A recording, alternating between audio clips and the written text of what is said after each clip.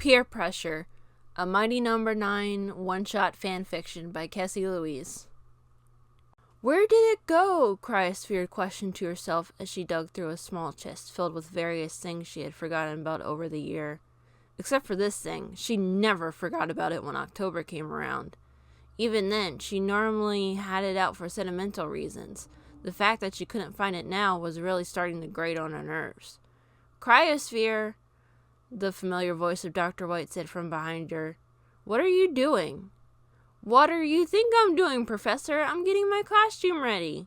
There was only one time when Cryosphere replaced her typical ice puns with general water-based ones. And knowing that this was what she had planned again for this year's Halloween costume, the professor tried to suppress a groan. How about you pick a different costume this year? Dr. White suggested with an awkward side smile. And given the peer pressure? She answered in a tone that was almost genuinely shocked. No way, Professor, it's tradition. Cryo, Dr. White started to say, but shook his head. I'll go warn Beck then, the professor sighed. Just don't overdo it like last year, all right?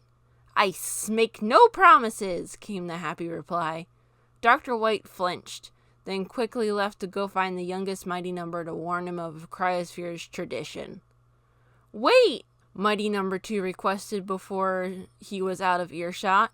Slowly, carefully, Dr. White turned back around to face her. Yes, he inquired, unsure of what she was getting at now. Have you seen my little sister? Cryosphere asked the professor quite seriously. Dr. White looked at her with a confused glance. Dinah is... Not her, Cryo insisted with a frantic rave. My little sister. You know, the little ragdolly with short brown hair and the really pretty brown eyes. You mean that Cabbage Patch doll you found at a flea market years ago? Dr. White questioned as he started to rub the bridge of his nose with his thumb and index finger. Yes! Don't you usually keep it in your room? Well, that's what I thought, the Mighty Number agreed, placing her substitute for hands on her hips. She even tapped her foot impatiently with thought. But she wasn't there. I'm thinking Dinah might have wanted her for something and took her without asking. What would Mighty Number 3 want with that old thing? Dr. White questioned sensibly. I don't know, the Mighty Number mumbled. Oh, wait, she then declared. I know where she is now. Thanks, Professor.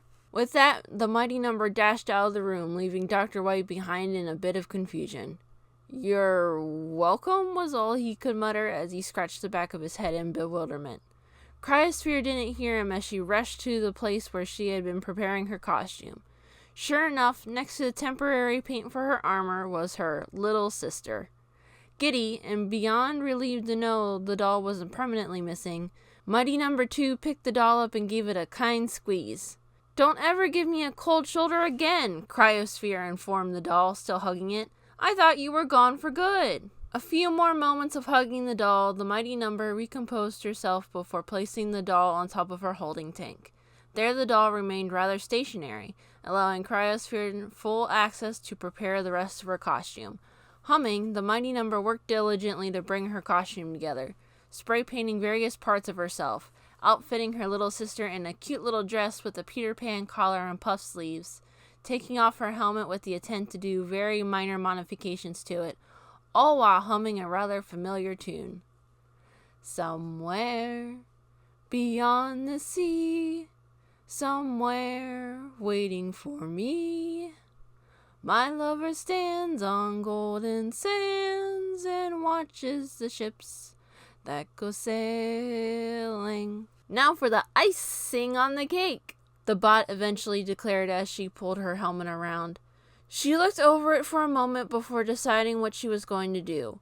A few more moments of alterations, the Mighty Number took a step back to appreciate her handiwork before placing the helmet back on her head. Now then, she then declared, subconsciously making sure the little sister was still safely sitting on her tank. Let's go search for angels, little sister. Her doll, who certainly could not talk or respond otherwise, remained where it sat. Cryo loved imitating a whale while scuffling her feet against the cold, tiled floor. When she knew she was near another Mighty Number, she would stop in her tracks and spoke for the little sister in a tiny, higher-pitched voice. I smell an angel, Daddy! in hopes that one of the other mighty numbers had heard her. She was able to look a battalion first. Going in for a jump scare, mighty number 2 crept up behind him. "Call me a leadhead splicer once, Cryo, and I'll petition to have Beck completely assimilate you," Battalion informed her without even looking back, and with that, mighty number 2 crept away without further instruction. "Now where are we going to search for angels, little sister?" Mighty number 2 questioned her doll, having took it off her tank to look it in the eye. Then, in a brilliant stroke of thought faster than an underwater torpedo, Cryosphere let out an excited "Beck!" before dashing in the direction of the youngest mighty number's room. Meanwhile, while minding his own business, mighty number 9 felt a distinct crawl up his back. After Dr. White's warning to him, it only meant one thing. Cryosphere was coming for him, and there was nothing he could do about it. Well, there was one thing he could do. It involved finding Pyrogen to warn off Cryosphere, but that also involved leaving the safety of his room with the ominous reminder that number 2 could be lurking behind. Beck shuddered. The creepiest part of Cryosphere's supposed tradition was that doll that she kept on top of her tank. It just stared, looking back at you with unblinking painted eyes that felt particularly malicious while being near Beck. The somehow squashed vinyl head with a permanently half-smiling face didn't help much either. As far as Beck knew, mighty number 2 had the thing in her possession far before he was even thought of, but that didn't improve his opinion on it. Faintly, Beck thought he could hear her, coming seemingly from the vent ducts, singing in a low, eerie voice. "In the house of upside down, cellars, top floor, attics, ground." "Leave me alone, Cryo!" Beck shouted out, assuming she could hear him. "I don't feel like playing." "In the house of upside down, laughing cries and smiles frown," Cryosphere continued, sounding as if she was closer now. Beck looked around for her, but couldn't see her, and grew increasingly paranoid with each passing moment. "Cryo! I mean it, Cryo! I don't want to." "In the house of upside down, found is lost and lost is found!" Cryosphere screeched as she bounded on Beck from above. The youngest mighty number let out a terrified shriek of his own while frantically calling out for Pyrogen. All the while, mighty number 2 unmercifully doused Beck with water, cackling in the least of friendly ways. "My appetite is wet for Adam! More! More!" Cryosphere cheered. "This angel is just doused with Adam, Mr. Bubbles!"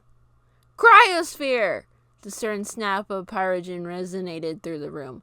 "Beckon told you to stop!" Immediately, mighty number 2 whirled around to give her older brother a guilty look. She turned so quickly that her little sister fell off her tank. Beck, otherwise, started to mumble out a gracious barrage of thank yous to the oldest mighty number. For the longest time, the oldest mighty numbers stared at each other. Eventually, Pyrogen drew his attention to Cryo's little sister. "This thing really shouldn't be in water, Cryo," he sighed as he went to pick the poor doll up. "It's vintage. It has a greater chance of falling apart." "Don't torture!" Cryosphere desperately pled, making Beck question for a moment whether she had attempted at a pun or was being serious. "Why not?" Pyrogen questioned with a small raise of an eyebrow. "You were mean to Beck. Why can't I be mean to you?" Because... Mighty number 2 sputtered, but nothing was coming out. I just want my little sister back, Pyro." "You know, Beck," mighty number 1 then addressed number 9, as if their sister wasn't with them. "Cryo's had this poor thing since the professor announced he was going to build Avi. She was so mad to learn that he wouldn't make any more female numbers that she actually ran away. Took a while to find her, and when we did, she had this thing in her arms and was calling it her little sister." "I call her that because she looks like those girls in that survival game," Cryosphere argued as she attempted to reach for the doll. Pyrogen was taller than her, however, and just barely kept it out of reach. "You know," Pyrogen then lulled over, "you were built to balance me out, but it's times like this where it feels the other way around." "Give her back!" Cryo whined. Pyrogen gave his sister a less than amused glance, then focused on the doll. With a shake of his head, he tossed it back at her. "What do you need to say to Beck, Cryo?" Pyrogen then informed her sternly as his sister hugged the doll graciously. "Sorry," the second oldest mighty number muttered to the youngest. "I'll leave you alone for the rest of the season." Season? Beck exclaimed in shock and a bit of anger. Pyrogen didn't like this idea either. Fine, a year, Cryosphere muttered as she started to leave. Now if you excuse us, little sister and I still have angels to find. Don't spray the humans, Pyrogen warned from behind her. It was too late though, as she was out of earshot to even care.